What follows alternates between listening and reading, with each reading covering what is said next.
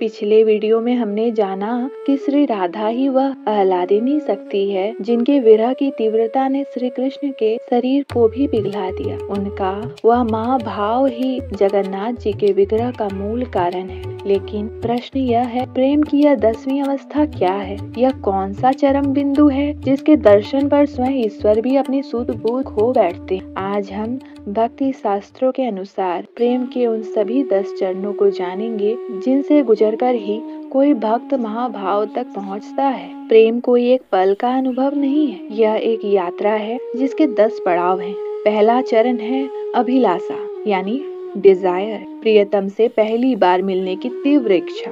दूसरा चरण है चिंता एंग्जाइटी, उनके बारे में सोचते रहना, यह जानना कि वे कैसे होंगे। तीसरी है अनुस्मृति यानी रिमेम्बरेंस, हर पल प्रियतम की याद आना, हृदय में उनका ही वास।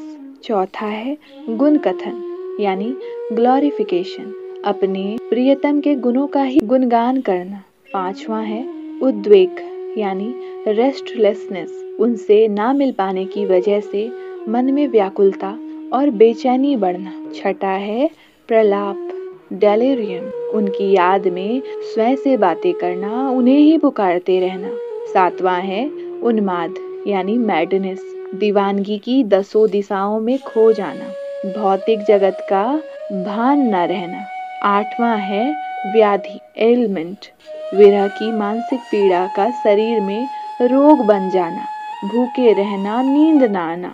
नवा है जड़ता इनर्टिया, शारीरिक चेतना फिजिकल कॉन्शियसनेस का लगभग समाप्त हो जाना, ना बोलना ना हिलना, जड़वत बैठे रहना। और इसके बाद आता है 10वां और अंतिम चरण। जब विरह की पीड़ा असहनीय हो जाती है तब 9 अवस्थाओं के बाद आती है 10वीं अवस्था मृत्यु। लेकिन यह साधारण मृत्यु नहीं है। भक्ति के मार्ग पर 10वीं अवस्था का अर्थ है महाभाव।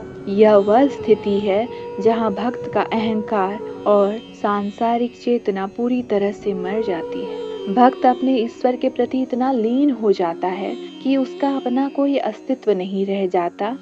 यह महाभाव ही वह ऊर्जा है जो इतनी शुद्ध और तीव्र होती है कि जब इसकी कथा द्वारका में चली तो ईश्वर ने अपने ऐश्वर्य स्वरूप को त्याग कर प्रेम स्वरूप में पिघलना स्वीकार कर लिया।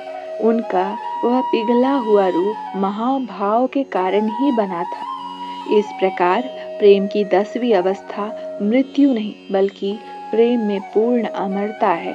यह वह चरम अवस्था है जिसे प्राप्त कर लेने के बाद भक्त को शरीर की सीमाओं की आवश्यकता नहीं होती। लेकिन यह महाभाव, यह पिघला हुआ प्रेम किसी पत्थर या धातु में नहीं बल्कि दारु ब्रह्म के रूप में क्यों स्थापित हुआ? दारु ब्रह्म क्या है? अगले वीडियो में हम जगन्नाथपुरी के उस सबसे बड़े और अंतिम रहस्य को जानेंगे जिसे देवर्षि नारद की प्रार्थना पर स्वयं भगवान ने प्रकट किया था।